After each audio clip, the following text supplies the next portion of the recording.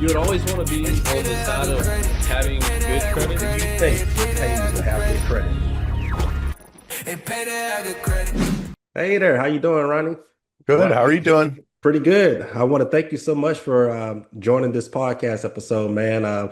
It's crazy that you guys reached out to me because I was just stating over the last few weeks here, I need to speak with someone who's more related in the tax industry because I have a lot of questions that I'm even curious about myself. So if you're ready, I am, man. I want to start this episode off with how did y'all find the It Pays to Have Good Credit podcast platform? And tell us a little bit about yourself, man. You bet. I think my team found your podcast through a software that I use Okay, to get me hosted on podcasts. there you go. So I started a radio show in 2010. It was nationally syndicated on 42 different stations nationwide. And I started just taking the MP3 Yep. and throwing it in iTunes. And so I created a podcast called Credit Repair Radio Mm, back before podcasts were even around. yeah, absolutely. Well, I want to say this, man. A lot of people in America, there's two financial topics that a lot of people are unfamiliar with. And obviously, we both here, that is going to be credit and taxes. No matter where you go, everyone has questions on those two things. And with credit, people don't know how to build their credit. They don't know how to repair their credit once they have destroyed it after years. They don't know how to use credit to their advantage and vice versa. We can flip the switch. There's a lot of people, including myself, even as a business owner, who don't know anything about taxes. You know, I hire a CPA, he does all of my bookkeeping, all of my tax filings. I'm like, look, I deal with enough just trying to grow a business and trying to learn more about credit. When it comes to taxes, I don't want nothing to do with that, you know? So, do you think it's a reason that Americans aren't really taught about credit or taxes or anything dealing with finances in school? I feel like, you know, in which I can probably not be correct about this, but I feel like all of the stuff that I learned in school and college and all of those years, I have probably not used any of that crap. And I wish I've learned more financial things. Like I wish I can file my own taxes and knew what to do and what to deduct and things like that. I mean, do you think it's a reason why people in America aren't taught those things in school? There's so much there to unpack. I could talk for hours, There you go. literally on what you said. So we'll start with this first. Ben Franklin's known to say that nothing in life is certain except for death and taxes. Mm, Rondi Lambeth adds to that, and everything costs more when you have bad credit. yeah. So I think money, credit, and taxes, it's like this. Imagine if you were my neighbor, Christopher, and I was building a storage shed, or if you were building a storage shed and I was your neighbor, Yeah. I could probably come over and give you some advice. Your brother-in-law, your sister-in-law, your family, everybody's going to have their idea of how you should build that storage shed so you can Mhm. store your stuff. It's kind of like that with money and credit and taxes. Everybody has their idea. But if you were building a nuclear power plant in your backyard, they probably wouldn't be telling you much about how you should be building this nuclear power plant. Yeah. It's because most people don't have experience in it. And so money, credit, and taxes is very common. Everybody deals with it. And we are taught in school from a very young age. We are programmed by the government because really it's the government that programs us. It's the government that Yeah. educates us. Yeah. We don't raise our children. Most people don't. The government raises your children, That is true. which is why we see what we see today in many cities, primarily blue cities. Because we don't educate them. The government does. And so they do what the government wants. What's the government want? They want you to be a doer, not a thinker. We're not taught in school to think about things. We're not taught how to solve problems. We're taught how to memorize things. Yes, ma'am. No, man. Sit there and pay attention. And as a man myself, sitting in school, even today, at 54 years old, put me in a desk and a chair. It's miserable, man. I struggle so bad. It's Yeah. so difficult for me. And I maintain it. But school was never my thing. I barely got to go. My parents didn't let me go. Until I was 15, I lived in a shack with no running water, no electricity. We got our food out of a dumpster. I grew up really, really poor. And my family thought that the world was going to end at any moment. The government was, the Russians were going to declare war and they're going to invade the United States. And so I didn't get an education like most people, most of my peers. Everything I've learned is pretty much self-taught and by hiring mentors. And a lot of what I've learned about taxes is hiring attorneys to teach me, learning, going to seminars, and doing stuff that most people don't want to do.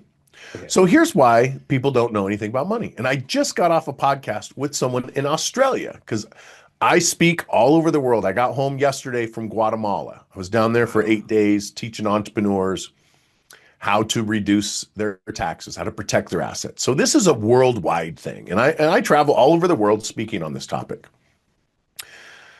Here's the thing. We are taught from a young age, go to school, get good grades, sit down, shut up, and get a job. Go to college. Why? Because the government needs our tax revenue.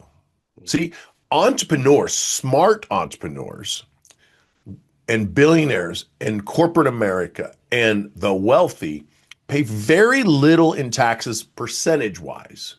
Your average W-2 employee spends about 35 to 40% of their income goes to taxes. My tax bracket's less than 1%. In fact, I just finalized my tax return for 2025. 2025. My tax was $71. Wow. $71. My income is millions of dollars. It should have been in the $1 million range, but because I know how to structure it, I don't have to pay income tax on it. And I'd like to share some of these things with you as well as your audience. But back to your original question, why is this? I meet with people on a regular basis and they'll say stuff like, my dad didn't teach me about money. My mom didn't teach me. My school didn't teach it. Our ethnic group, we're not good with money. I hear this all the time. And my response to it every time is like, and so what? Who cares if your parents didn't teach you about money?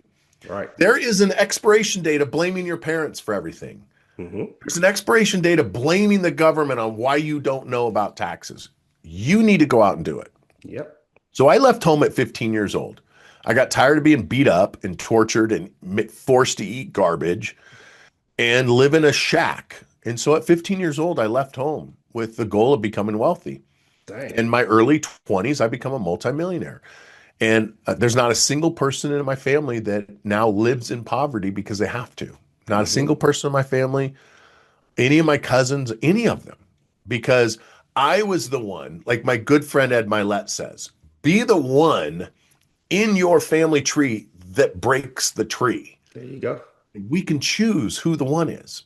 And so, not bragging, but I was the one that broke the generational curse of poverty and drug abuse and alcohol abuse and domestic abuse.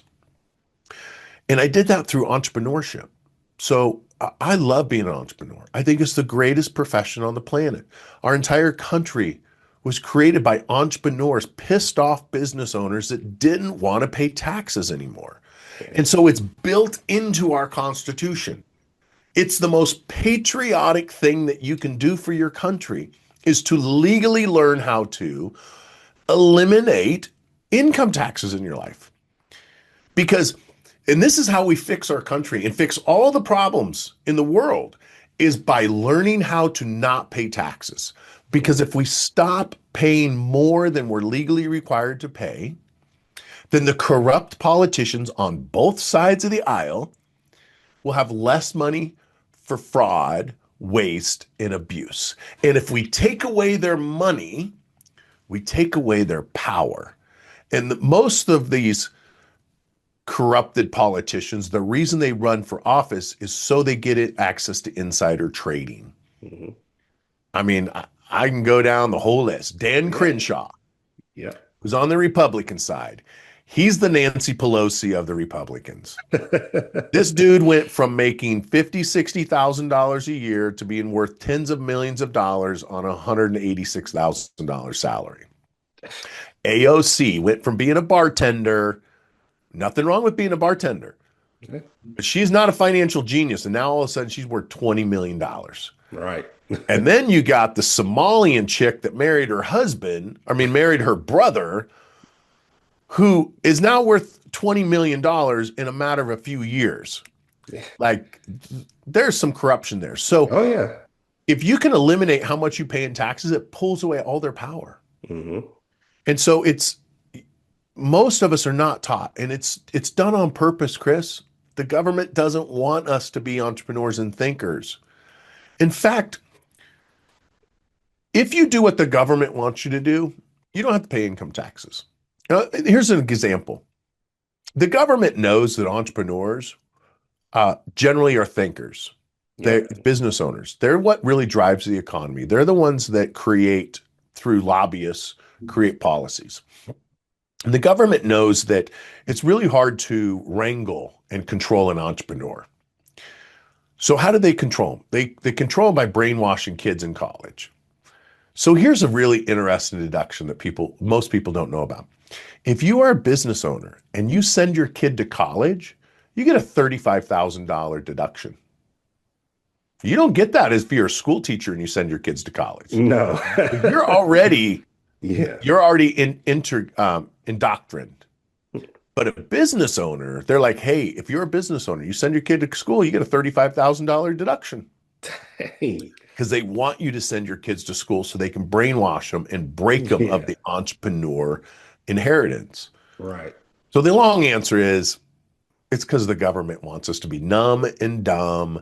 Yep. And they want us watching TV, and they want us smoking pot, and they want us drinking beer, and just go along to get along, and just go to work, do your 40 hours, and go home and watch TV. There you go. Yeah, I mean, Rondi, you have answered that exactly how I expected you to, man. And when you brought up food, I was actually about to cut you off, but you were giving so many helpful topics. I didn't want to interrupt, but I think of the same way with health in America. You know, they want us eating all this processed junk. And, you know, I can have a whole nother episode about this getting unrelated to finances. But, you know, I think all of the foods that we eat, man, just make us think dumber than what we should think. So, but like I said, that's a topic for, another topic. But something else that I think about on my end a lot as far as credit, I get a lot of customers who they want to start our credit repair service to better their credit. They're trying to get a home or whatever the case is. And eventually I come across these people that know they need the help with their credit, know they need help financially, but then something in the back of their head tells them, oh, I don't need credit. I'm just going to save for years and I'm just going to save up and buy a home cash. And that's cool too. You know, if you want to take less risks and do that, I can totally understand that. But I tell people this, a lot of people are like, oh, credit is a scam. It wants you to stay in debt and things like that. I'm like, I'm sure it can be looked at as that because I'm sure long term, that's what the government wants us to do to build our credit scores, keep getting in debt and things like that when you're using it incorrectly. And I tell people this, look, credit is a tool, just like life insurance, right? Life insurance are for those individuals, at least short-term life insurance, or for those individuals who may not have 200 grand, 300 grand. And if you have health issues and sadly something happens to you in life, you know, your family is taken care of versus somebody that has, $1 million saved up, just figure of speech. You know, if something happens to them, their family may be able to pay off the mortgage or something once that spouse passed. So credit is something, in my opinion, for those who think cash is king and things like that. You don't want to get in debt. I think credit is a tool short term, which still can be used as a tool short term for those individuals that don't want to use their credit, So look at it this way. Use your credit now, get the home that you want, pay off that mortgage earlier, and then look, if you don't need credit anymore, so what? You got the house that you wanted.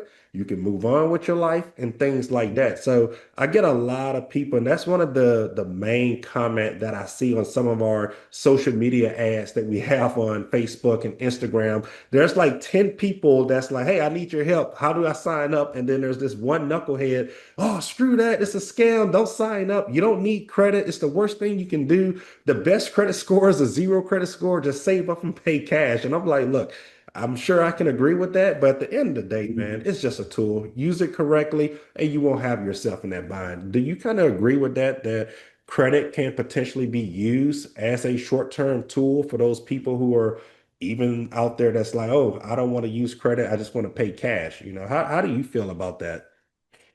Before I answer that question, I want to give a little bit about my background in the credit space. Okay. I don't know if you're aware of this or not. I started a company called Fortress in 2007. It Okay. was the first paid on performance credit repair company in America. People would come meet with me and pay me nothing. And I would fix their credit and then send them an invoice 30 days later. Yeah. And as you can imagine, as a credit repair owner, with 100% of your clients that don't pay their bills on time, sometimes due to their own irresponsibility, and sometimes it's Yep. outside of their control. I'm not here to judge because I also have paid my bills late in the past. I also Hmm. have had charge-offs and judgments and lawsuits and repossessions and foreclosures and 2 bankruptcies. Oh, So wow. there is no judgment there whatsoever. Yep. What I would tell you though, we started the first paid on results. 50% of the clients, we'd fix their credit, they'd never pay us. So we've Yep. adjusted it throughout the last 19 years. Now, 19 years later, over 100,000 people have successfully gone through my credit repair program.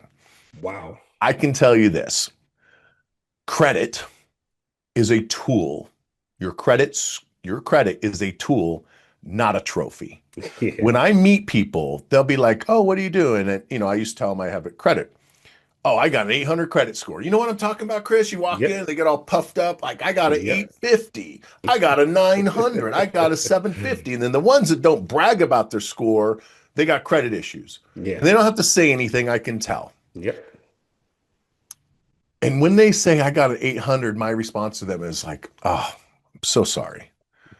And they're like, what do you mean you're sorry? I'm like, if you have an 8 credit score, that means that credit to you is a trophy and not a tool. See, my credit's Mm. beat up. Imagine if I was a carpenter and I showed up at your house with my brand new shiny hammer, my brand new drill, everything's pristine.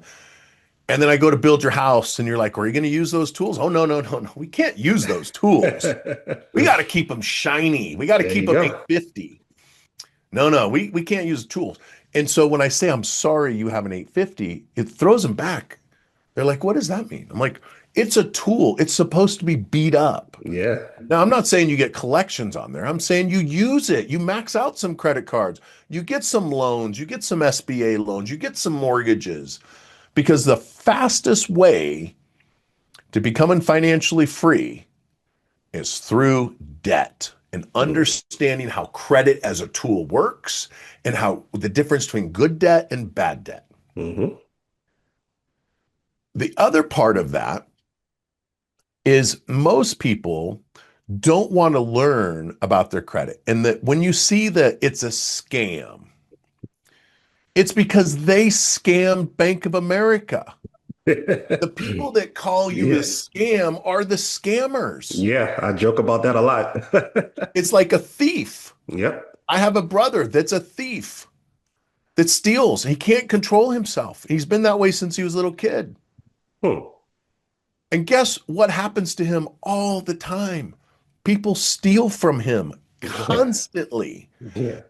And because he's a thief, it's hard to trust him around my stuff, even though Hmm. he's my brother. And I'm Yep. not saying he's ever stole from me, but he has many times. Yeah. And so when someone says it's a scam, it's because they're the scammer. Hmm. Credit repair is not a scam. It's been written in law since 1970. Yep. And here's why. Here's why it was put into law. And this is going to be, and I'm not trying to be political. So I hope your audience can take it for just the facts Yep. and don't think of it as political. But there is one particular party in the government that looks out for our rights more than another party. There's one set Mm. of the aisle that was pro-slavery, and we went into a civil war because they didn't want to give up their slaves. It's the same group that's in power today that they lost their slaves, so now they want new slaves, and so they imported them. It's the same group that fought every single Democrat in 1970 Every one of them voted against the Fair Credit Reporting Act. Every one of them. Now, how do we get the Fair Credit Reporting Act? What they found through complaints was banks and credit bureaus were purposely lying and cheating and putting things on the blacks' credit reports to prevent them from moving into white neighborhoods. Who was the ringleader of all of this? A company that is now known as Equifax. See, Equifax in Atlanta, Georgia, did not want blacks moving into white neighborhoods. And so they manipulated the blacks' credit reports. And because of the Republican Party that voted 100% to nothing on the Democratic Party, we have the Fair Credit Reporting Act. So it's not a scam. It's a way to protect us American citizens, from banks, from credit bureaus, from collection companies. It protects us, and it dictates what a creditor or a credit bureau must do in order to legally leave something on a credit report. It has to be accurate. It has to be verifiable. It has to be done in a certain time. 100% of credit reports are wrong. 100% of it. And I've said this now for 19 years. Yep. If you can show me a credit report with no mistakes on it, I will give you $100,000 in cash. Yep. So I'm challenging you, Christopher. If you want to take me on $100,000 in cash, I will pay the taxes for you. It'll be a gift to you. And all you have to do out of all of your clients is find me one credit report that has no mistakes, and I'll wire you the money. Well, and I will wait. Yeah, I must say, I think I'm gonna already surrender that bet because look, I have not seen one in over the last 7 years that I've been doing this. So I don't think I'm going to find a credit report with absolutely no mistakes on it. You know, You'll never see one. They don't exist. Yeah. I mean, you can go down from the personal data section, the names, the employment section, the address section, the accounts, payment history, last activity dates. I mean, it's just going to be different. Open date. Even across even across all three bureaus. I have yet to see one account that is 100% the exact same across all three bureaus. I just haven't, you know. So, and a lot of people don't realize that, you know, a lot of people, and they're quick to say, well, you know, I think credit repair for those people who have things in that credit that really isn't for them, or maybe somebody used their identity or things like that. And I'm like, no, even if this item you applied for it, you paid on it, just there's so many common reasons why accounts are deleted. One, the item comes back as unverified, which means even if you apply for it, you pay it on it, you know it got charged off, you know it belongs to you, even if they cannot verify that account, it gets deleted. If it's incomplete, meaning it's missing data, it gets deleted. No response from the creditor, it gets deleted. You know, so on and so on and so on. But the most common reason is due to errors on credit reports, and I see that daily, and I have been seeing that over the last few years, and I don't think that's ever going to stop, Rondi. There's nothing on a credit report that can't be removed from a credit report. If it's placed on the credit report, it can be taken off the credit report. Just like these glasses. Yeah. I can put them on, I can take them off, I can choose. The credit bureaus can take it off anytime they want. There's no law that says you have to report something. It says, but if you do report it, it has to be accurate, it has to be verifiable, has to be timely when the investigation. And they fail. Why do they fail? Because it's cheaper. It's more effective to just barely scrape by versus trying to make sure everything is perfect. The system is flawed. And as a credit repair specialist like yourself, you don't have to lie and cheat and steal and say, I wasn't late, this isn't mine, it's not my fault. You simply ask questions like, hey, why are you showing the open date on my credit cards January 1st? Every single Bank of America credit card reports January 1st. Mm-hmm. Why are you showing January 1st? The bank's not open on January 1st. You know, and a thing I've been saying for years is bad credit's a choice. You can choose to have bad credit or you can choose to have good credit. If you have bad credit now and you want good credit, hire Christopher to fix it, and then you have good credit. I don't know how long it takes, but it takes what it takes. Yep. It's not a scam. It's law. Here's one of the things. I have a debt settlement company, and I help people get out of, I help people settle their credit card debts and repossessions and charge-offs and collections. Okay. There's what's called the Fair Credit Billing Act. See, a lot of credit repair companies focus on just the Fair Credit Report Act, but there's dozens of other ones. I rarely use the Fair Credit Report Act. I use the Uniform Commercial Code because it's very black and white and the fines are insane. Versus, I'll give you an example. On a repossession through the Fair Credit Report Act, if you hire an attorney, the most amount of money the attorney can receive is $500. It's written into the Fair Credit Report Act. $500. That's all you get. Well, what kind of attorney is going to work for $500 Not on many. a long-term case? Nah. You know what it is under the Uniform Commercial Code? It's What's all that? the attorney fees, 10% of the principal of loan, and 100% of the interest of the loan. Dang. Not 100% of what you paid, Yeah. 100% of what the contract said it was going to be.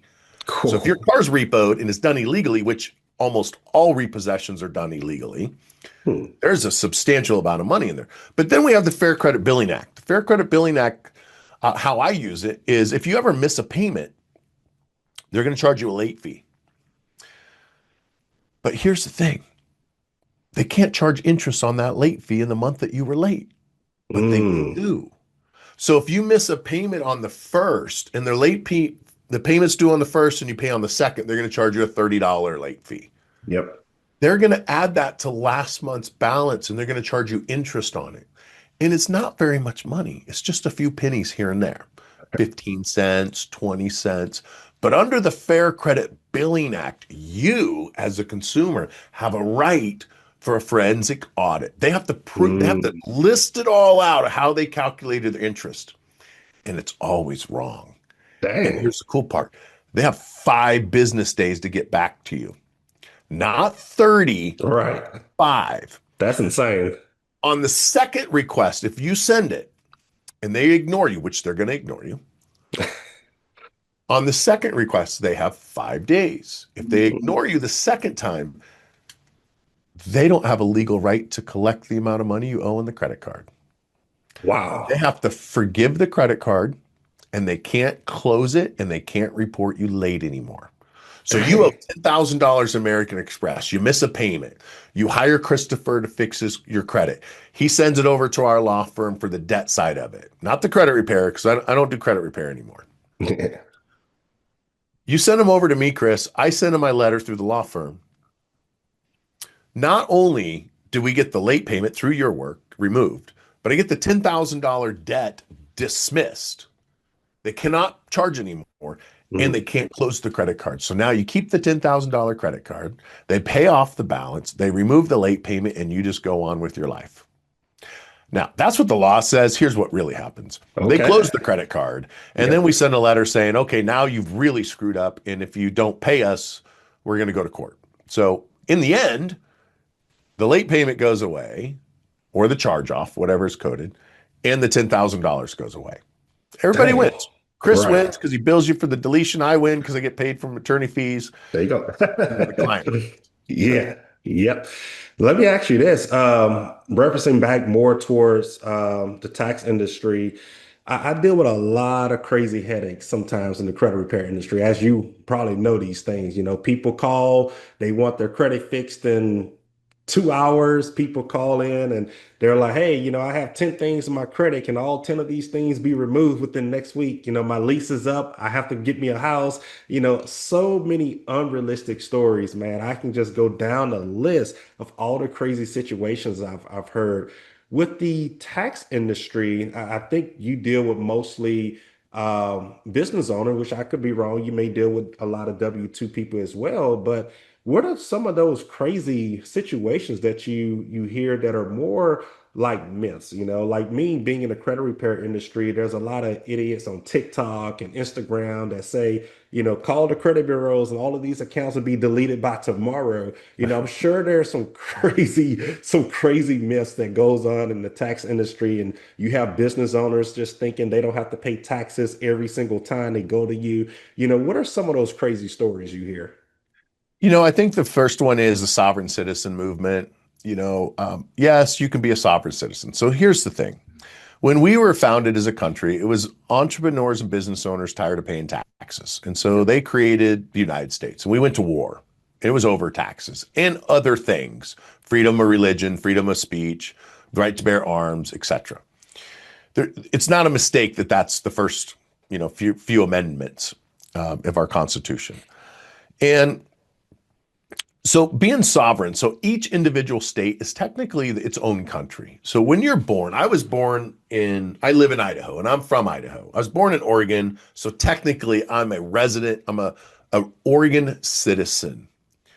And when my mom got my birth certificate, that was sent to the Chamber of Commerce, basically with the government, and the state of Oregon got a chunk of cash from the U.S. government. And so my life essentially was sold to the U.S. government. As a sovereign citizen, you can revoke that, and you can denounce your U.S. citizenship and still live in America because you're a sovereign citizen. Is it true that you can do this? Yes. It's kind of like the movie The Matrix. When Neo took the red pill and he was ejected from the warm pod that he lived in his whole life, and then they picked him up in the Nebuchadnezzar, the ship, in the sewer. And then he lived a free life. You live in the sewers. You run from the IRS agent and the police and the counties and the governments, and you wear burlap and you eat porridge and you can't go outside because you'll die. That's a free life. Yeah. That's the sovereign citizenship. Yes, you can legally get away with not paying taxes, but it's a horrible life to live. And so all these guys on TikTok and Instagram about you don't have to pay income tax anymore unless you live in Washington, D.C. Yeah, all that's true. But I could also denounce my citizenship and move to Guatemala. After spending 8 days there, I don't want to live there. Right. Nice people, I just don't want to live there. Yeah. I could also move to Puerto Rico. I don't want to live there either. So one of the misconceptions is you don't have to pay income tax. And okay. Income taxes are voluntary. That is true. We're the only country in the world that allows us as citizens to voluntarily tell the government how much money we made. Think about that. Right. If you are running a cash-only business and they're just paying you in cash, how's the government going to know that you just made $1 million in cash? Right. They don't. They rely on our honesty. Yep. And they figured out it's easier to collect money giving people the choice. And yes, there's tax cheats out there, but the majority of Americans will follow the law and pay it. And then we get every time around March or April, they start running ads about how the IRS hired more agents and now they're going to come after you and they're going to audit you because they're trying to scare the hell out of you into compliancy. Yeah. So do we have to pay taxes? Yes. You don't go to jail though for not paying taxes generally. You get in trouble for not filing your tax returns. See, if you make a bunch of money and then you're a bad business owner and you spend it all and you don't pay taxes, they generally don't throw you in jail. But if you go year after year and you don't file your taxes and you purposely hide from them, then that's when you get in trouble. Now, I'm not saying if you commit fraud, you don't go to jail. Obviously you do. Yeah. So the misconception is you don't have to pay, which you don't. It's voluntary, but it's not voluntary if you file your taxes. Everybody has to file if you make over $10,000. Depends on the state and where you live. But some of the other misconceptions are CPAs are there to help you save on your taxes. You said that earlier. You rely on your CPA to file your taxes, to make sure the paperwork's done.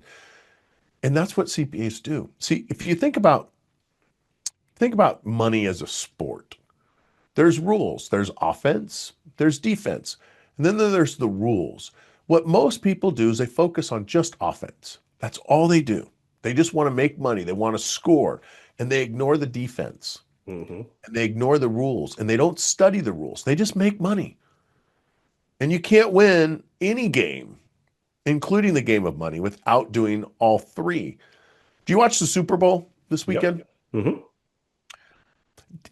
At any time during your whole life experience of watching football or soccer or rugby or basketball, Yep. have you ever seen a player call timeout? No. No, a player. You see it all the time. They call timeout all the time. Oh, okay. Yeah, yeah, yeah. Timeout. But have you ever seen the player call timeout and run to the referee, the one who knows all the rules, the expert at the rules? Have you ever seen Patrick Mahomes or Tom Mm. Brady run to the referee and say, "Ref, how do I beat the opponent? What do I need to do? You know everything about the rules." Right. No, they run to their coach. Yep. The coach, the one that creates the strategy, that's been studying the opponent, that still knows the rules.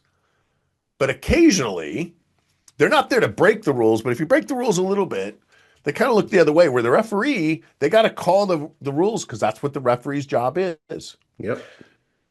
In your life, your CPA is the referee. Okay.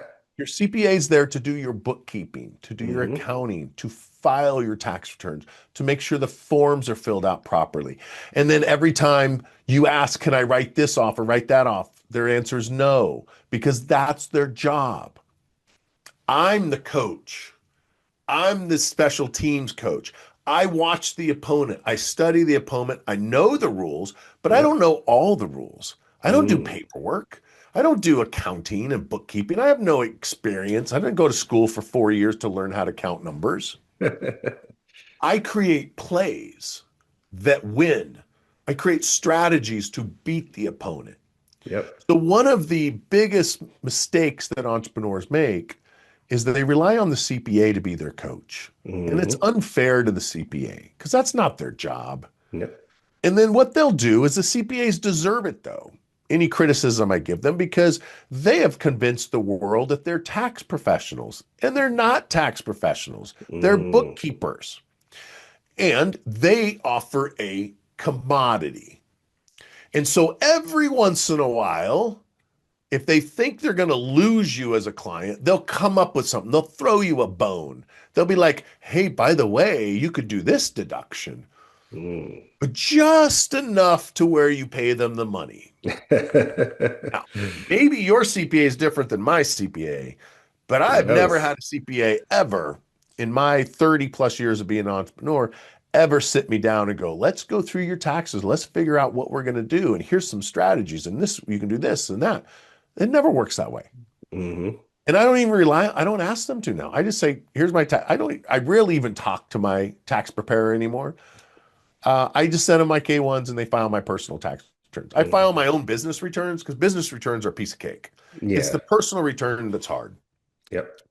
So I think that's a big mistake, is relying on a CPA to save you money on taxes.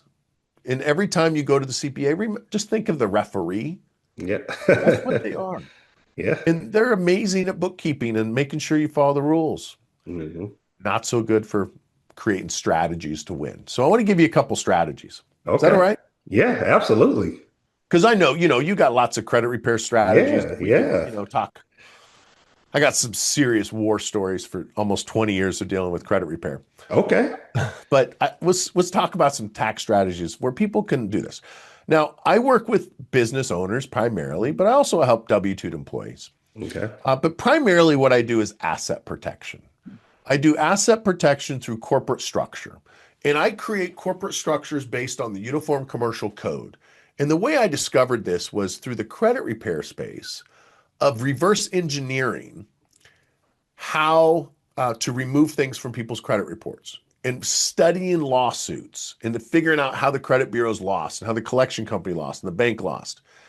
And then studying the lawsuits and how the bank was successful with suing a creditor or suing a debtor.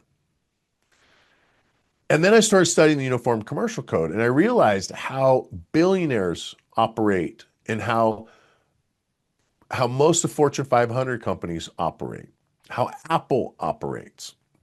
And so I created a whole program for the average business owner to set up their company the same way Amazon might be set up, or the same way Apple is set up, for asset protection, for legacy preservation, so the company survives for 500 years. And then third, for tax reduction. See, it is illegal to set up a company in the United States with the sole purpose of reducing your taxes. It's called tax evasion. You can't do that.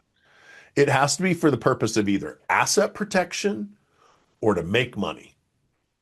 And so I set up corporate structures for asset protection, legacy, and then tax reductions is kind of the bonus. So here's an example of something that people can do. The other thing that you'll see online is people talk about loopholes, tax loopholes. And here's the giveaway that they don't know what the hell they're talking about, Right. or they're a fraud or a scammer. Yep. Anytime they start talking about loopholes, that's your dead giveaway. They don't know what the hell they're talking about. Because you can't live off of loopholes. And there's no such I mean, yes, there's kind of a loophole, and I'll explain what a loophole is. But what most tax strategists like myself do, we study tax code. We deal with tax law that's created by Congress, enforced by the IRS. An example of tax law is IRC 280A paragraph G. Now, IRC stands for Internal Revenue Code. 280 is where you can find it in the code of the 75,000 pages, A, and then paragraph G, okay? 280AG.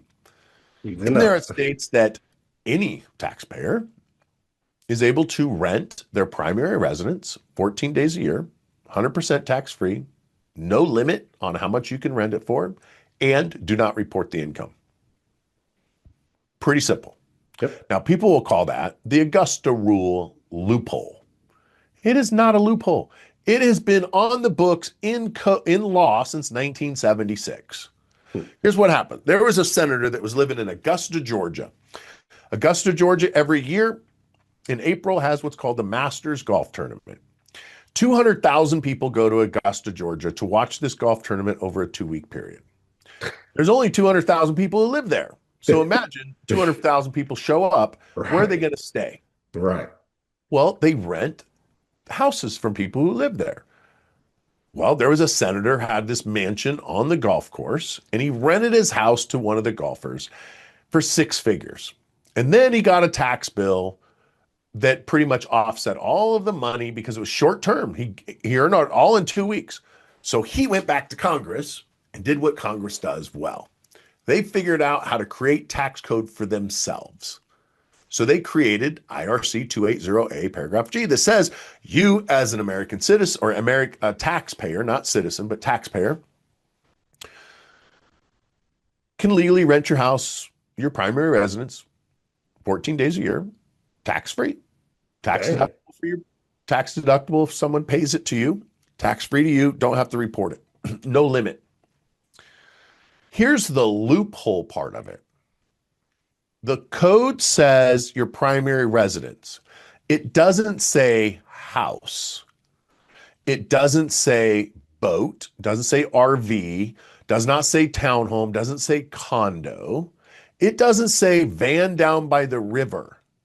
It says your primary residence. So this is the loophole part. And it's not a loophole. It's called permissible purpose. They purposely leave things out of the code so it's vague. Yeah. Because if you made it so concrete, they would have to list every single different type of deduction and disqualify all these things. Right. So instead of saying house, boat, RV, van by the river, tent, also doesn't say homeowner. It says primary residence. You don't even have to own your home to do this. And it doesn't have to be a home. So the senator went to Congress, convinced Congress was created. They purposely did not put any dollar amount to it. The reason for that, Christopher, is because they didn't put a dollar amount, it doesn't have to go through the budget. It never has to be approved ever again. They never talk about the Augusta rule ever again. Wow. Now that's the nickname Augusta because it's Augusta, Georgia. Right. Here's the other loophole part. Okay. It says primary residents can rent it, blah, blah, blah, blah. And there's some rules around it. So let me ask you this. Where do you live at? What state, city and state? I'm outside of Phoenix, Arizona. Phoenix, Arizona. Beautiful place. I love Scottsdale. I think I'm going to get a place there. Oh, yes. I don't know if you're in Scottsdale, but I love that area. So Yeah, anyway, if I offered you $100, would you move out of your house, let me move in, sleep in your bed? absolutely not. Come on, it's $100, man. Let's Right. talk straight. Yeah. Are you married? Yes. Got kids? Not yet. Okay. Would your wife let me move in, stay in your guys' bed for $1,000? No. What if I gave you $100,000? Nope. Nope. What if I gave you $1,000,000? I'm out of here. Okay. You just sell that house, buy a new one, get a new bed. Yeah. Okay. Here's the loophole part of the Augusta rule, IRC 280. It doesn't say you have to rent it to me. Mm, If you are a business owner, as a business, you're required to do annual minutes every year. As a business, you're required to work on the business and have wow. like regular meetings.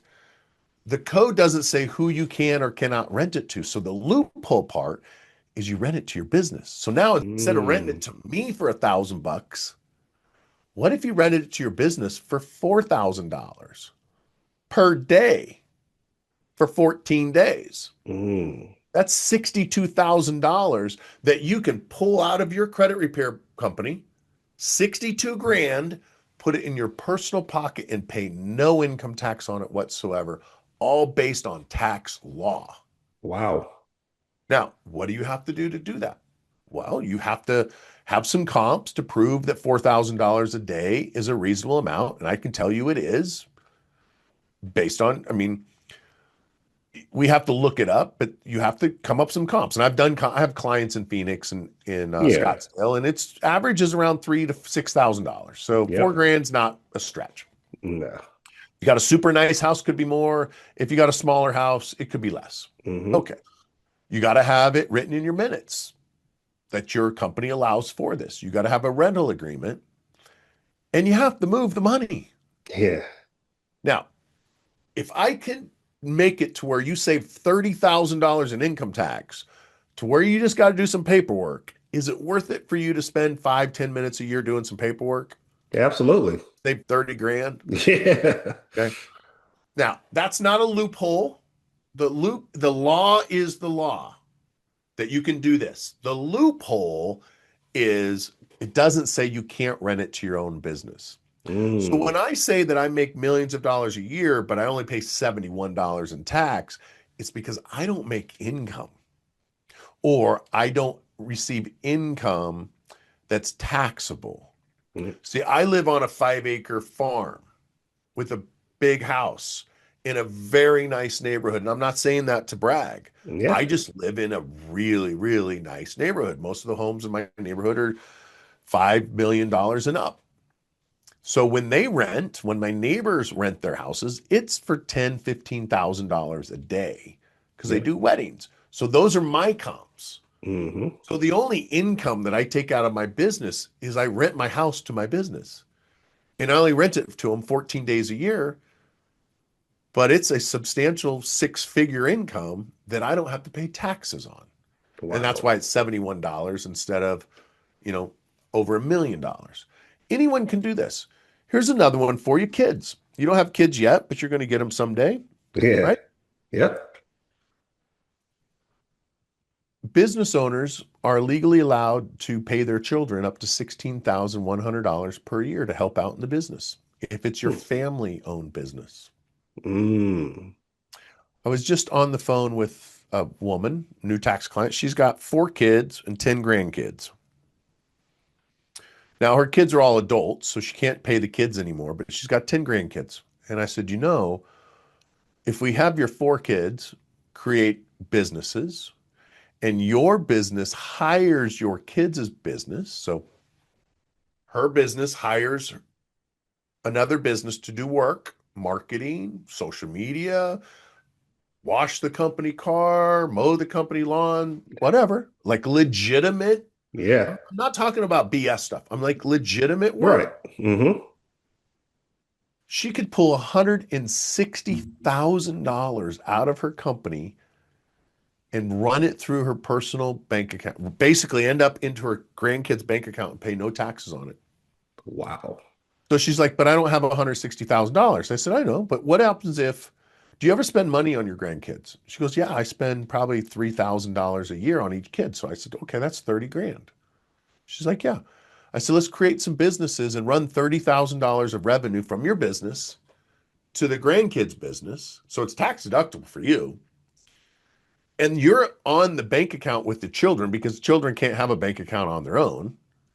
And then instead of you using your personal credit card to buy gifts for your grandkids, use the debit card of the joint bank account with your grandkids and pay for it with their money.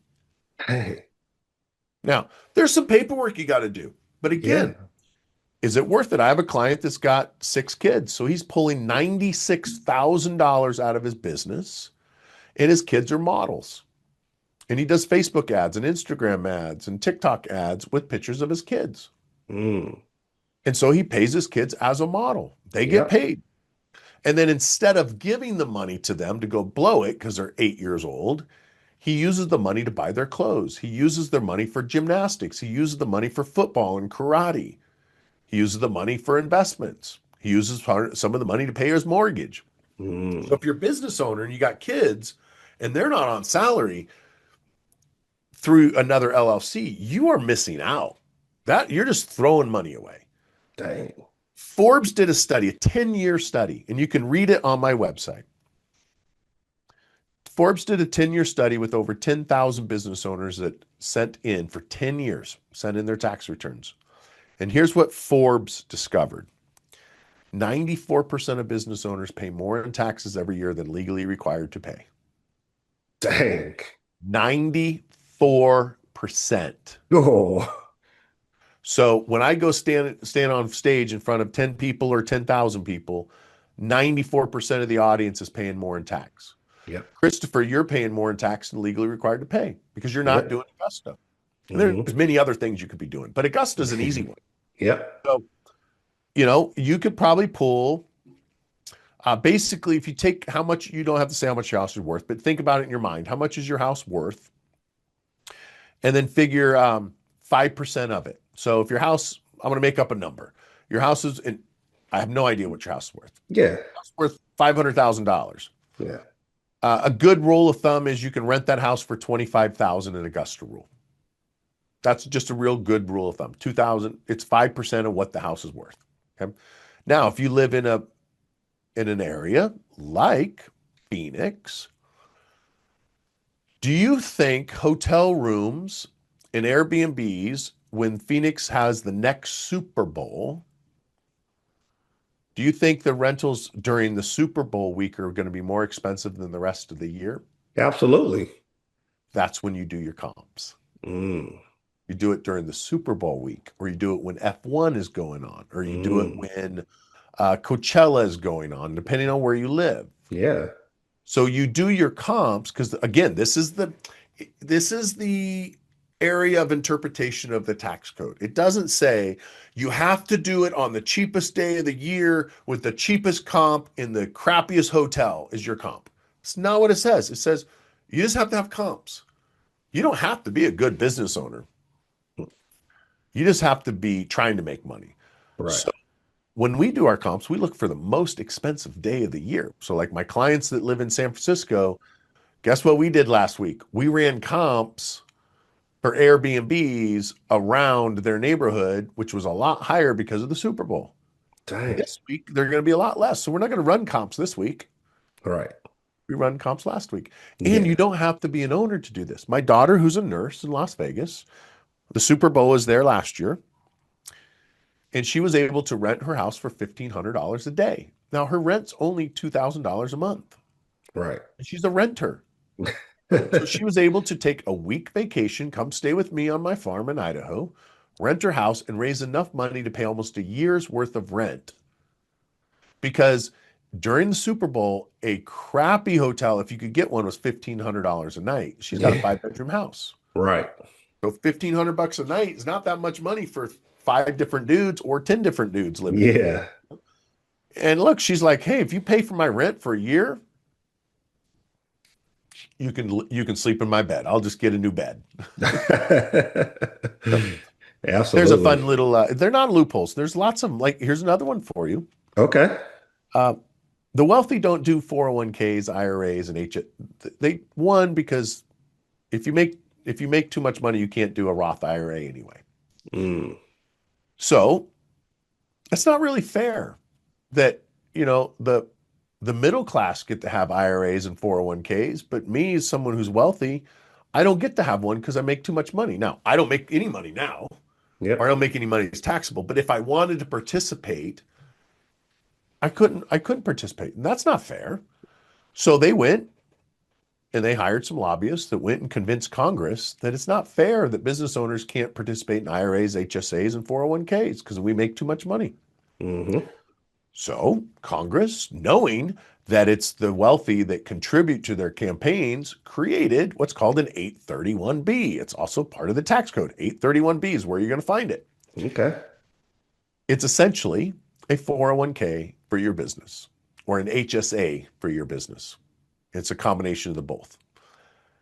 But instead of being limited to $18,000 a year that goes into your 401k or $6,000 that goes into your Roth, it's $3.2 million. Mm. So I, as a business owner, and you as a business owner, and every Yep. other business owner that's watching this or listening, you can get an 831B. Forget about the IRAs, the 401ks, and the HSAs. Yeah, you can still participate in them if you want, if you qualify. Yep. But if you don't, it's not the end of the world. You get an Yeah. 831B. And then you can put $3.2 million a year into your 831B, and it's all tax deductible. Wow. So you make, let's say your business cranks out $1 million in revenue, you net profit $500,000. Hmm. You pull $100,000 out for the Augusta rule, you pay no taxes on it. Yep. Your house, your cars, and everything else is owned by your business, and you rent the house from your business, which means now you don't have a big mortgage. And Yeah. everything in the house is tax deductible because now it's a rental property. You have $400,000 left in your LLC. Instead of you pulling it out and paying taxes on it, and then investing what's left over, about 200 grand, you leave it in the LLC.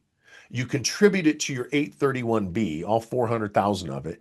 It's now a tax deduction. So now the business and you pay zero tax. So you've made $1 million, netted 500,000, you paid no income tax Wow. on $1 million of revenue, 500,000 of net profit. Right. Now you got 400 grand sitting in your 831B. How long you got to leave it in there before you can touch it? Hmm. 2 weeks, 14 days. 14 days. On day Yep. 15, you get it back, 90% of it. You now can trade it. You can buy Bitcoin, you can buy Dang. silver, gold, real estate, business, stocks, bonds, ETFs. It's your Yeah. money. Do whatever you want to do with it, but it has to be liquid. Again, there's rules to this and there's paperwork to it. But this is some of the stuff I do. It's like, I don't want to pay taxes anymore. All right, let's create a corporate structure that allows us to set up an 831B, suck the money out via Augusta rule, and you no longer pay personal income tax. There you go. On top of that, I set it up to where you don't own it. Mm. And if you don't own it and you get sued, they can't take anything from you because you don't own anything. Now, Mm. I hope you haven't been sued yet. I've No. been over now almost 20 years and 100,000 clients that don't pay their bills on time. I've been sued a few times Oh, wow. because there are bad people out there. They didn't pay American Express. Yeah. And then when you fix, because remember, I only charge people after I fix their credit. Hmm. And some people don't pay me, and it really pisses me off when I see them on social media bragging about the house they just bought because of how good their credit is, and then they didn't pay me. Yeah. And I have a little 50-cent gene inside of me, and I get even. I Oh, don't I know if bet. I'm falling 50, but Yeah. he's my favorite troll. Yeah. Let me ask you this. Yeah. Is there any advantages to purchasing items with credit or versus cash? Let's say if I wanted to go out and buy a vehicle, right? Or a Yeah. vehicle for my business. Is there a benefit of me financing it with my credit versus just writing a check for it, if I'm available to write a check for it? There's a big difference in that? There's a huge difference in there, Okay. and the advantage of it is you pay less. So if you finance a vehicle, you're always going to get a better deal on the vehicle than if you pay cash. You have Okay. more negotiation power. And here's why. The dealerships make more money generally from the loan, from the financing and the warranty part of the purchase than they do from the actual purchase of the car. So they might make 700, 800 bucks off of selling the car, but they might make 3 grand off the loan. Yep. So if you want the best possible deal, you always finance it. Okay. And then you just never pay off the loan early. You pay it down quickly. Yeah. You know, Dave Ramsey and I know each other. Oh, And wow. I have fixed many of Dave Ramsey's family's credit, including children's credit. Dang. Not everybody in Dave Ramsey's world believes that zero credit's the best score, even though there's no such thing as a zero credit score. And I've Yeah. seen Dave Ramsey's credit report, and it's not a zero, by the way. Oh, wow. As you know, there's no such thing as a zero credit score. Yeah. When you get to less than 300, it's non-rated. But if you want to buy a car, you're way better off financing it and then just pay it down quickly. Just never pay it off all the way. And then you pay it down like 50 bucks and then you pay $1 a month for the remaining term. Mm. This is going to do several things on your credit report.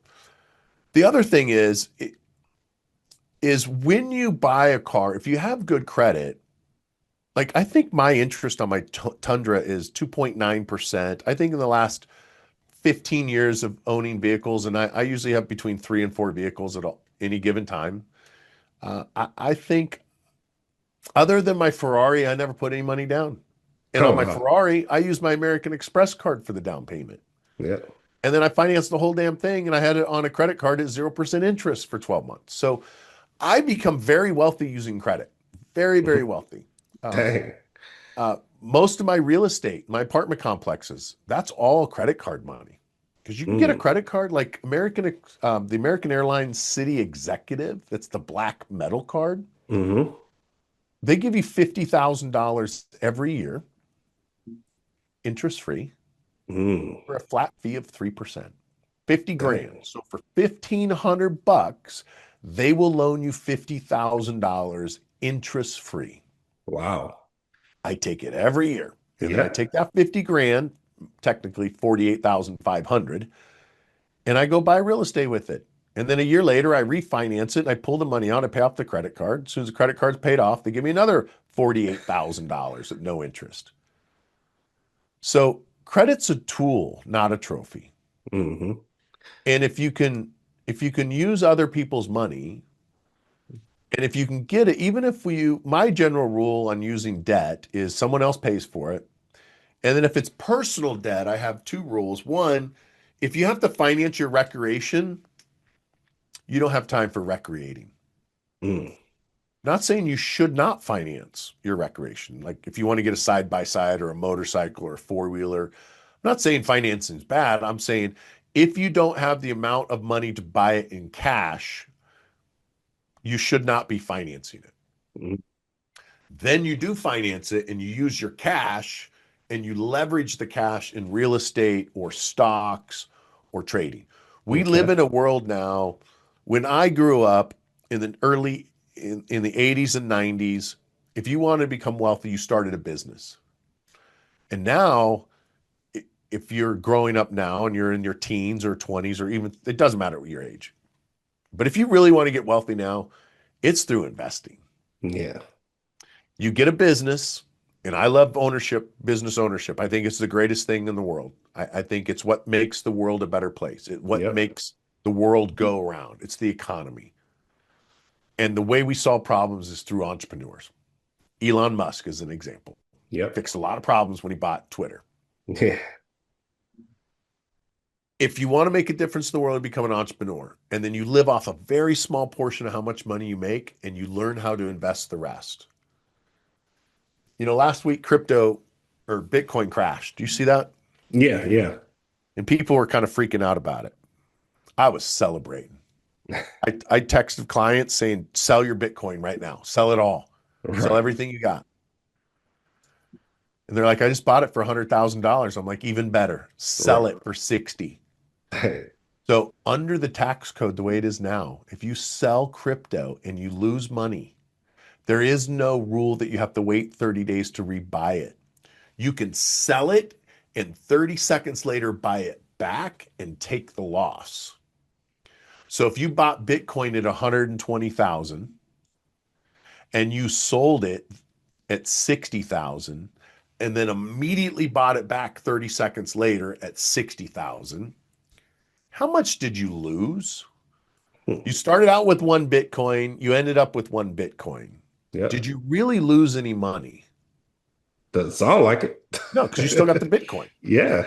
Now the Bitcoin's worth less, but what you did lose is $60,000 of capital gain. And so now that Mm, $60,000 is recorded as a loss, which then offsets your taxes on your capital gain. I see.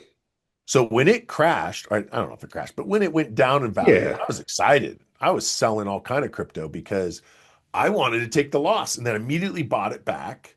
And now I have substantial losses. So now if you look at my portfolio, I'm down 50%. Mm, So now when I file my taxes, if I go to sell some of my crypto and I made money, I won't have to pay any income tax on it. wow. Now, yeah, it cost me a little bit of money to sell it. I had to pay some fees because when you buy and sell crypto, there's transaction fees, just like with stocks. Right. But it was a few $1,000s versus the $60,000 per coin that I got as a deduction, which could save you 12, 15,000 in taxes. Dang. So Well, just fun little stuff like that, man. There's so many things like this that you can do. absolutely. Well, speaking of saving taxes, going back to that last question, I just thought of this. Is there a tax advantage when it comes to purchasing a fleet vehicle for someone's business? If they pay cash or if they finance it, is there a better method to purchase that vehicle? Do they get a tax break just from using their credit to financing it, or is it the same thing? Yeah, so a couple things there. The IRS doesn't care if it's in your name or the business name. They don't care if Okay. it's in your mom's name. The IRS doesn't care whose name is on the loan. They don't care whose name is on the title, whose name's on the insurance. They care about who's paying for it and what's it being used for. Okay.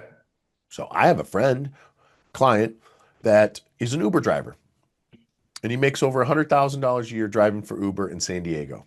Oh, wow. He works 7 days a week. So I'm not Yeah. saying he has a great life. I'm just saying he makes a lot of Yeah. money. Yeah. He works a lot. Does not own a car. Hmm. And yet he works 7 days a week, 12 to 16 hours a day driving for Uber, and he has no car. He rents his car. He rents a Tesla every week. He rents a new Tesla. What? I know. Wow. He has no car insurance, has no maintenance, doesn't have to pay for gas, never has to wash the car. He gets a new Tesla every single week at the car rental place. So the IRS doesn't care whose name's on it. They care about what are you using it for and how Yeah. are you paying for it. I see. So when it comes to purchasing vehicles, you do what works best for you. If you Hmm. have great personal credit, then get it in your personal name. Just pay for it with your business checking account. The down payments with the business account, the registrations with the business checking account or business credit card, the insurance is with the business money, and the payments and all the fuel. Everything is paid through the business. The loan can be in your name. Now, if you're a business owner and you've built business credit and you have a business credit profile and a business credit score, then finance it through the business. It's a Mm. piece of cake. If Yeah. you want to finance a Tesla through your business, it's super easy. You Yeah. don't have to have bank statements and payroll and tax returns. You just go in, you show them your articles of organization, your EIN number, your DUNS number, you sign some paperwork and leave. And it's the same thing with Ford. It's the same thing with Chrysler.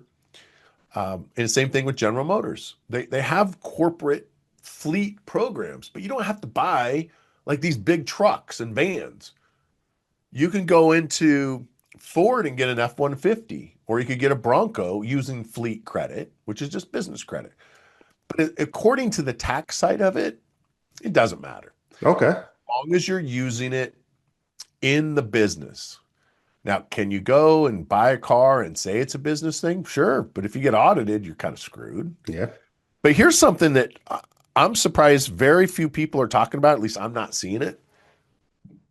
And if I was in the car world selling cars, this is all I'd be running ads on right now. As of January 1st, the big beautiful bill went into effect. And in the big beautiful bill, it states that any new purchase car that's American made, that's financed, is now tax deductible for anyone, Oh, wow. not just business owners. Business owners have always been able to deduct their business vehicles. You as an individual. So if you're a firefighter or a mechanic, if you're a W-2 employee, doesn't matter what you are. If you're a W-2 employee, for the first time ever in U.S. history, you can purchase a car and write off the interest Dang. on top of your standard deduction. Yeah. So it is really cool. Like if you're thinking about, I want to buy a new vehicle this year, make sure it's American made. Mm-hmm. Does not have to be American company. So Toyota Camrys are American made. Toyota trucks are American made. Yeah. Hondas, many of them are American made and they qualify. Also, so do all the rest of the American made. But the rules are it has to be new, as in a 2025, 2026, and it has to be financed and it has to be American assembled. Right. And then the interest is tax deductible on top Mm. of your standard $16,100 deduction. Right. So if your payment's $1,000 a month, the interest is going to be about $500-$600. Mm. Well, that's $7,000 in tax-free money you Yeah. can now make as your W-2. And it's essentially, I did the math. It works out to be 4 payments are covered by the IRS, essentially. Dang. Well, shoot. Yeah, I mean, man, there is just so much that's out there that can save a lot of people money. And I feel like, as far as any of us consumers here in America, the biggest thing that's deducting from our income are taxes. So, man, there's so many cheat codes or loopholes out there that you're referring to that half of this stuff I haven't even heard of or even knew about it, man. And just from this quick 1 hour episode, I've learned so much. And you can't see it here, but I'm just writing things down so I can go back and study it. Like, man, you have gave out a ton of helpful information, and this isn't even a percentage of what you even help people with in the real world. I have two last things that I just want to pick your brain with. Let's say people who are out in the real estate industry. I have a ton of clients who have used my credit repair service. They use their personal credit to purchase assets, rental properties, Airbnbs. Is there such thing as using credit or using debt to your tax advantage for people that have paid off properties? Maybe they can refinance it, take the money, use that money as income, so-called, and then their earned income that they actually make throughout the year, they go out and buy another property with that income and just use the refinance income to pay their bills and things like that. Is that really a way to avoid taxes, or can you even use debt to your advantage? Is that a real thing? It is a real thing. Oh, It's wow. definitely a real thing. Earlier you said something about paying off your house. Yeah. And it's my opinion, one of the worst possible things you can do financially is pay off your house. It, Heard it that is before. a, it's a recipe for disaster. You're just asking for someone to come take it from you. Because when you have a paid off house, it's a bullseye. And Hmm. unless you know how to hide it, which I do, but most people don't know how to hide their assets, Mm. where I teach people how to own nothing, control everything. So when I'm done, my clients own absolutely nothing. Dang. Now they got multi-million dollar empires, or maybe it's a couple $100,000. We work with anybody, but they don't own it, which means you can't take it from them. You Hmm. can try, but you're not going to get anywhere because, you know, why, if you sue somebody and they have nothing, what are you going to get out of it other than a bunch of attorney fees that they're never going to pay? And if you Right. set it up the way I do in the state of Wyoming, you can't force anybody to pay. They can't garnish you. They can't levy you. They can't get the courts involved. It is Oh, like, wow. sorry, sucker, you're not getting paid, period, ever. Yeah. So back to your question, if they have real estate, 100%, here's the thing, you don't buy real estate to sell it. The people that are buying real estate and flipping, that's how they're making their money. That's their job. They're not Yeah. investors. Yeah. And I'm not going to say they're doing it wrong. They're doing it as income. That's their job.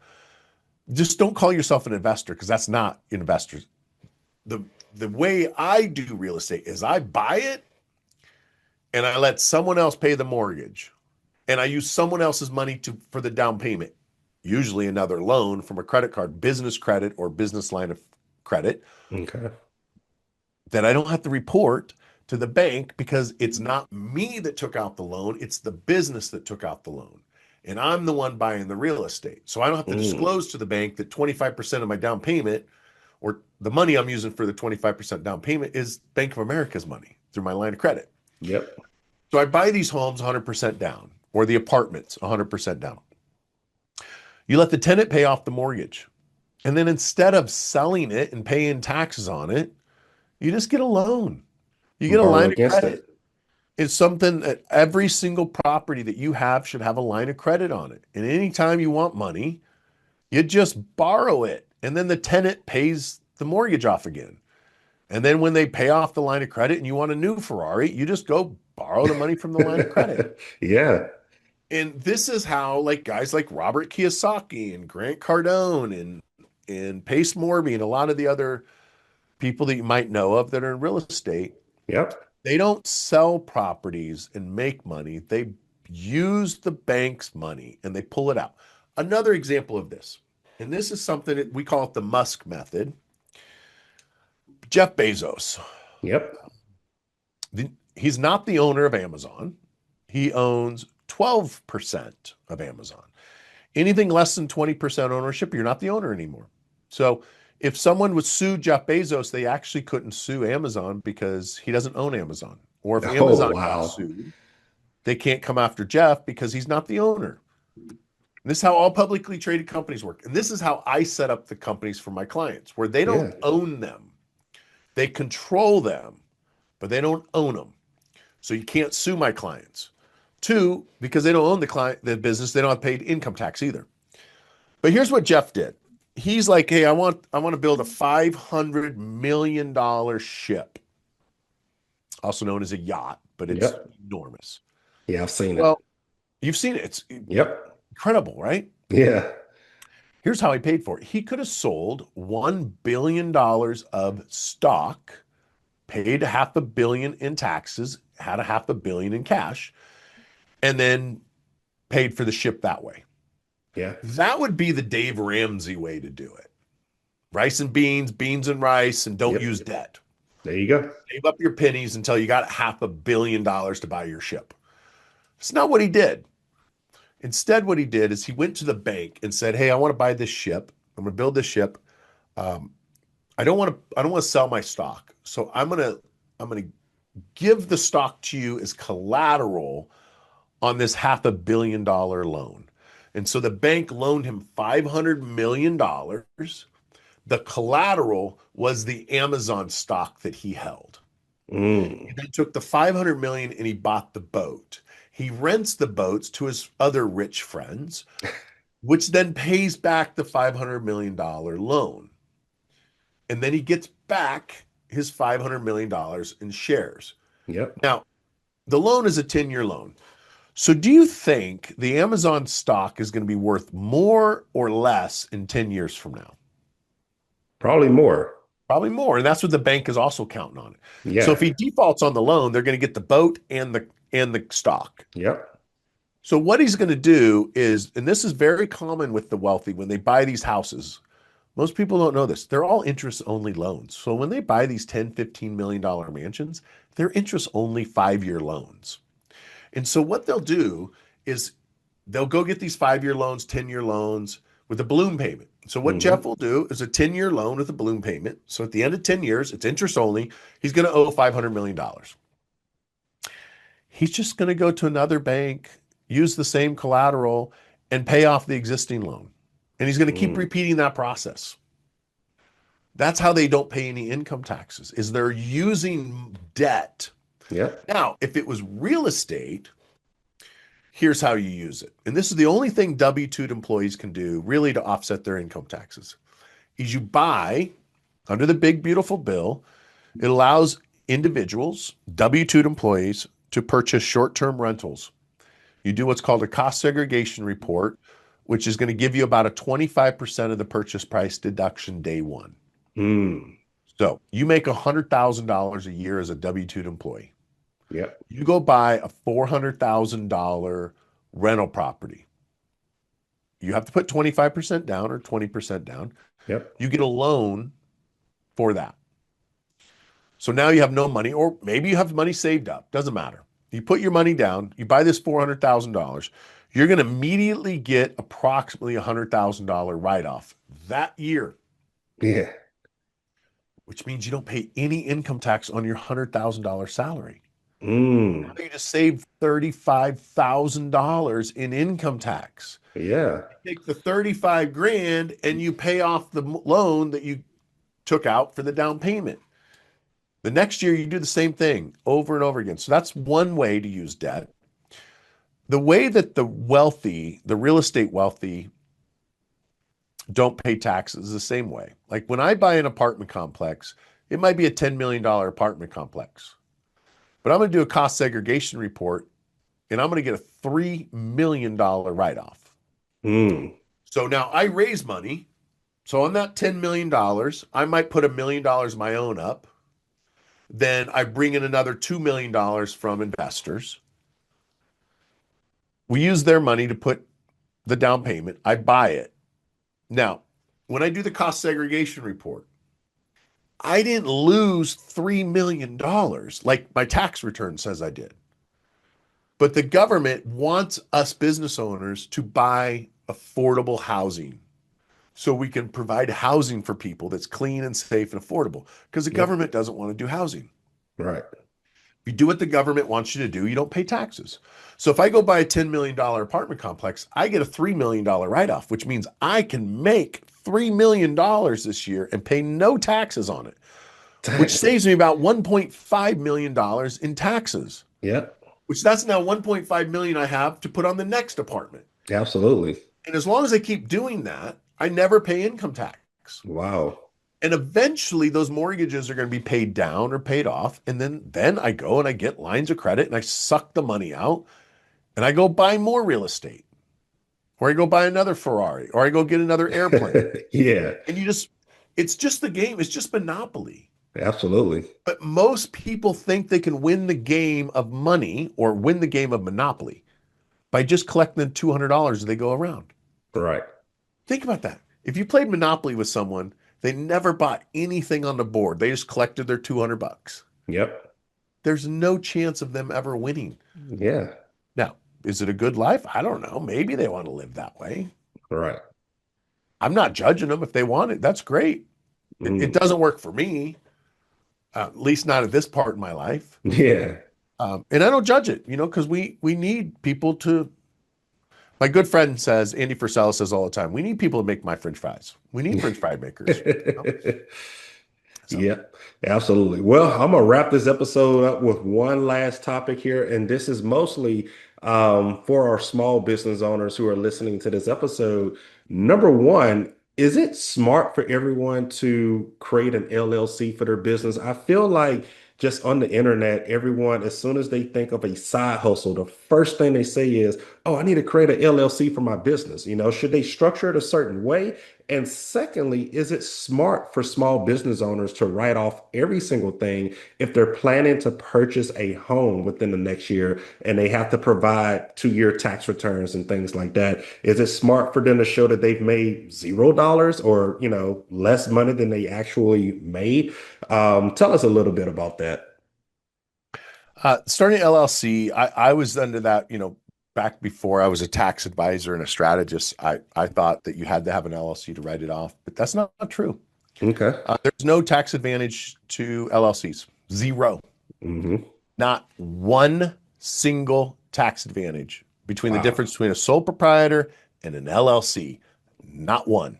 Okay. Also, there is no income tax advantage between an LLC and an S Corp. And yet every single CPA on social media will tell you, if you're a business owner in LLC, you need to become an S Corp. You need to do S election. You'll save so much money in income tax. It's all garbage. There's no savings on income tax. Wow. Now, you'll save it on self-employment tax, but not income tax. Okay. And then you got to pay for an extra tax return. You got to pay for payroll. You got to pay quarterly taxes now. And so unless you're making over 100 grand, it's not really worth it. Yep. So no, you do not need to set up an LLC. And if it's just you or you and your spouse, there's no benefit of it anyway, because every single court in America rejects the LLC for limited liability company. There is no asset protection Yeah. because in the eyes of the IRS, you are a disregarded entity. Yep. And so you don't get the asset protection anyway. Hmm. Now, if you are going to set up the LLC, here's my opinion. You need 3 members minimum to it. Why 3 members? Well, when it's 3 members, it's now a partnership. You get a different type of EIN. Notifies the IRS. This is a multi-member partnership. Notifies them of that up front so they know what type of tax return you're going to be filing. And number 2, it eliminates 96% of the IRS agents from auditing you because they don't have the certifications to audit you. Yep. So there, 3 members, no more audits. Yeah. Very limited likelihood you'll ever be audited. Second reason is the court can't say that if you have 3 members that you're in charge. It's just you. Well, no, there's 2 other people here too. Hmm. I'm an LLC. You can't sue me personally because I'm not in charge of the whole LLC. Right. Okay. Now, if you were going to set it up, the way I do it is I set up Wyoming LLCs. Wyoming is the only state that does these 3 things. Number 1, it's a non-reporting state, which means if you go to the Secretary of State and you look up my company's names, you're never going to see my name anywhere. You'll see organizer, you'll see Robin Jones, a woman that I hired 2 decades ago to set up the company. If I set up your LLC for you, your name's not going to be on it. You'll never see Christopher Sturgis anywhere. You will see Rondi Lambeth on there. Hmm. Who's this Rondi guy? He's on 1,000 other LLCs. I'm the organizer. Yep. So number 1, no reporting. They will never tell anyone who owns the LLC unless you're being charged with fraud. Number 2, there's no state income tax. Florida has state income tax for businesses. Texas has state income tax for businesses. Hmm. Washington has state income tax. So does Delaware. Wyoming has no income tax whatsoever. Oh, wow. Business. The only time you pay taxes for a business in Wyoming is if you own real estate in Wyoming. And it's a smidgen. It's very, very small amount of money. Number 3, and one of my favorite reasons, and it's the only state that does this, because there's non-reporting states, there's non-tax states. Yep. But Wyoming's the only one that has all 3 of these.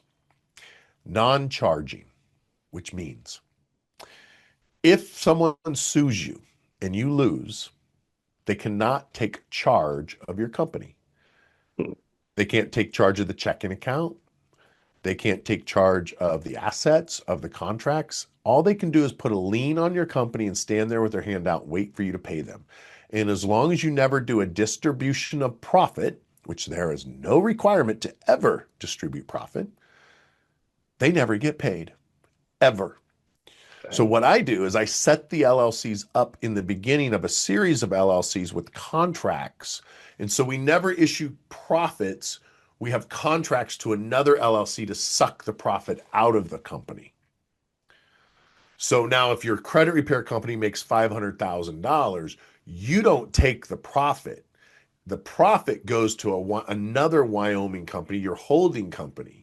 The contract is in place prior to being sued. Therefore, the courts can't supersede it because it was already there. So they can't interfere and say, no, you can't take that money out. They can't take charge of it. Yeah. That's why I use Wyoming. And I'll give you an example of what happened to me last year. I fixed this guy's credit in Michigan. Again, I fix people's credit first and then I bill them later. And I don't do credit repair anymore. Yep. It just every once in a while through the celebrities and athletes and stuff, they'll come to me. So this guy hired me so he could buy his house. And I fixed his credit. I deleted 41 of 42 accounts on his credit in the first 45 days. Oh, wow. I was so excited. I was stoked. I was like, man, this is Damn, I'm good. Yeah, I send him a bill, he doesn't pay me. of course. Send him another invoice, doesn't pay me. Yep. I call him up. He tells me to F off.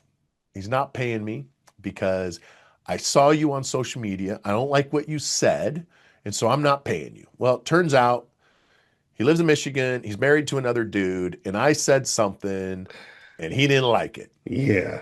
Well, that's no reason for you to break the contract you signed with me. So he Hmm. never paid me. And I said, look, guy, if you don't pay me, I'm going to put it all back. He goes, you can't do that. I said, you don't think I can do that? I took it all off. You don't think I can put it all back on? He's like, no, you can't. He goes, it doesn't matter. I already got qualified for the house. It doesn't matter. I'm like, okay. So I put it all back. Guess what happened, Christopher? He lost his $10,000 of earnest money because he couldn't close. Oh, wow. It's his fault. Yeah. Signed a contract to pay me. He refused to pay me because I offended him by something I said on social media. It's not my problem. That's your problem, his problem. So then he sued me.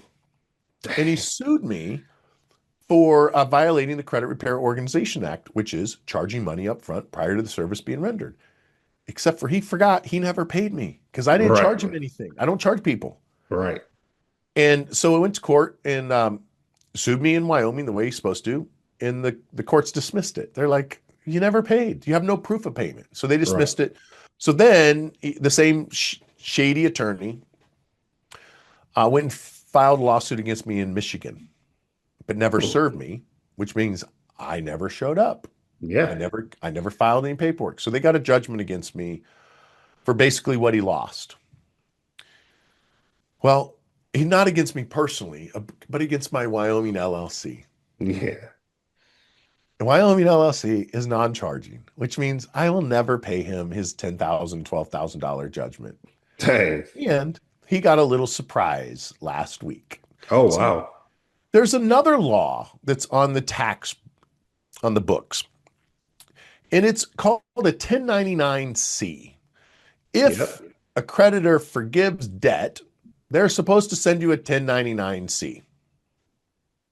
So what these guys didn't know was the company he sued and won, because I didn't know about it to fight it, owes another company millions of dollars. So the second company that is owed the millions of dollars sent a 1099-C of $100,000 to the LLC that he is owed money from. So Yeah. I sent him a $100,000 1099 because in the eyes of the IRS, that is profit distribution. Yep. Counted as income. Under the lawsuit, I owe him money. So he got a big fat 1099.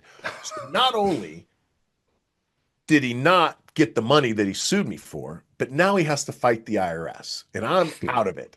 And the lien has been removed from my company because it's been satisfied through the 1099-C. Oh, wow. And it brings joy to my heart that all of this was done, all legally, ethically, and morally through the tax code and the Uniform Commercial Code. There you go. Absolutely. Yep. And for that second part of the question, those people that are out here, small business owners, and are looking to purchase a home or anything using their credit in the next year, is it really smart for them to write off everything? Because I feel like once you go to a mortgage lender, and let's say if somebody makes 500 grand and they're trying to buy a $1.5 million home, but yet they written off 80% of their stuff. And the lenders are going to be like, oh, you only make 150 grand, you're not going to get approved when the guy knows he can really, afford this home. Is there a loophole around that or are they just screwed? Yeah, thank you for keeping me on track. I'm just having so much fun Oh, because no. I don't Yeah. No, normally get to yeah. talk about credit Yeah. stuff. No, it's all good. So yes, so here's the thing: you write off every single thing you can write off, Okay. and just uh, as long as you have a 740 or higher credit score, there's no reason for you to do traditional mortgages. Because in order to qualify for the traditional mortgage, you have to make a bunch of money. And if you make a bunch of money, you lose up to half of it in income taxes. Instead, you want to do a bank statement loan or a stated income loan. The interest rate is going to be a half a point to a point more. So let's say interest rates are 6%. Instead of paying 6%, you're going to pay 6.5 or 7%. But here's the thing. You just give them 12 months of bank statements, you sign the application, and you get the house. You don't have to do 2 years of tax returns. You don't have to do the rectal exams. You don't have to sign away the rights to your children and all the rest of the garbage you have to do. There's a little joke and little exaggeration in there, but sometimes buying a house as an entrepreneur is extremely difficult. It's very stressful. They make you jump through all of these hoops. Yep. Write everything off and do a bank statement loan. The disadvantage to the bank statement loan is a little tiny bit more interest. Who cares? It's tax deductible anyway, because you're going to run it through your business afterwards. And the second disadvantage is you can't do FHA. So you can only do this if you're putting 20% down. If you're going to do FHA, then what I would do is I would, and if money's tight, there are certain things that you can write off, like your cars, your children, the Augusta rule, all of that gets added back in. So maybe you decide not to write off business travel, or maybe decide not to write off every single dinner that you and your wife go out at. That maybe is probably not a write-off anyway. It's the small write-offs that get you in trouble, by the way. It's the going to dinner with the wife and saying it's a business meal. It's like, you go there every Friday night. Huh. So I would say write off the big stuff like the Augusta rule, because they can add that back in. And really the most important thing to this, Christopher, is you get a bank or a broker that specializes in working with entrepreneurs. You avoid the big box banks, Wells Fargo, Bank of America, Chase. Don't go there and get the mortgage. Stay with a broker that specializes in businesses so they can add those monies back in. So your depreciation for your real estate, your depreciation for your vehicle, the Augusta rule, and your kids' payments, all of that gets added back in, but you don't have to pay tax on it. So you still get the deduction, but the bank can actually put it back in as income. And so now you qualify for that house. I see. Well, I mean, I have answered all the questions I've had for you today, Ronnie. Man, you have gave a lot of helpful tips, lots of game here, and it definitely shows how experienced you are in your industry, man. And like I said, half of this stuff that, again, you can't see, but I've just been writing down, kind of looking at some of the chapters I'm going to lay out this episode with. But man, it amazes me how much I've learned in just an hour conversation. And like I said, I know you've only shared maybe a tenth of what you actually share with your clients. So for my audience that is listening or watching this episode, what is the best way for them to find you online, how to contact you? Who's exactly are your main audience? Are you looking for small business owners? Are you working with people that work a normal everyday W-2 job? Tell us about that. Yeah, my target audience is any business owner making 100 grand or more a year, and has assets to protect, and kids they want to leave their assets to. So, can I help W-2 employees? Yes, I can help them, but there's not a lot I can do unless you make unless you're a doctor or an athlete. I mean, if you're a football player, W-2, I can help you a lot because you got a bunch of money. But if you're making 60 grand a year working at Home Depot, there's just not a lot you can do. All right. I'd recommend just follow me on social media and you can get some tips here. So the easiest way to find me is social media. It's at Rondi Lambeth. Okay. I'm on every single platform. But just make sure if you do follow me there, it's the blue check mark. It's the verified one.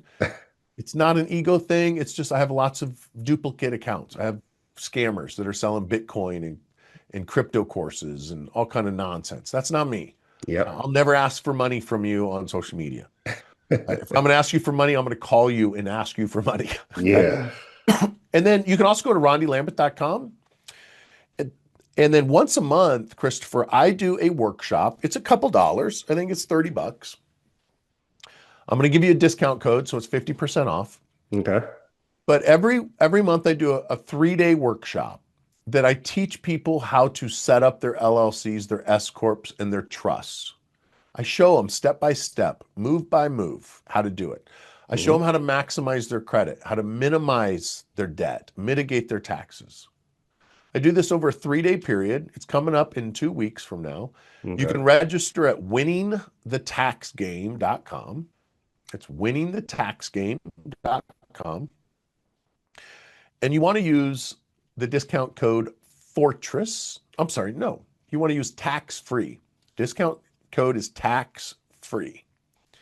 TAXFREE.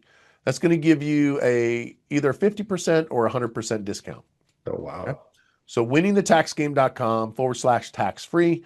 I charge for it because I found if I give it away for free, people don't show up. And I'm limited how many people I can have on the Zoom. It's not recorded, as in it's not pre-recorded. It's live. It's me. Yeah. I spend an hour with you. I'm not selling you anything. It's my way of giving to the community because I charge a ton of money to the rich people, which allows me to give away some of my time to the middle class and the people that want to implement it.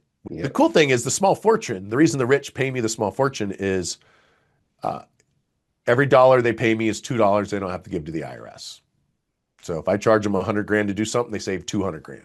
Oh, So wow. really it doesn't cost me any money. They make money off of me. So I'd say winningthetaxgame.com for the workshop. Otherwise, just Rondi Lambeth. Super easy to find. It'll be me that answers you on social. I respond to. I don't respond to comments, but I do messages. Okay. Absolutely. Stay away from the comments. Yeah. One way to ruin your day, go look at comments from all the bots. Yeah, for sure. I see those a lot. Yep. Well, that sounds good. Again, thank you so much, Rondi. I have definitely enjoyed this episode, and hopefully we get to do another one in the future. For our audience who are watching or listening to this episode, please reach out to Rondi. He's very experienced. And like I said, someone myself who uses a, third-party CPA have learned some things within 1 hour that I didn't even know about over the last 7 years. So, man, I definitely enjoyed the topics we discussed, and we will talk again soon. Great to be here. Remember this. Yep. How much money you make is not as important as how much money you keep. There you go. I'm the guy that's going to help you keep more. Yes, sir. Absolutely.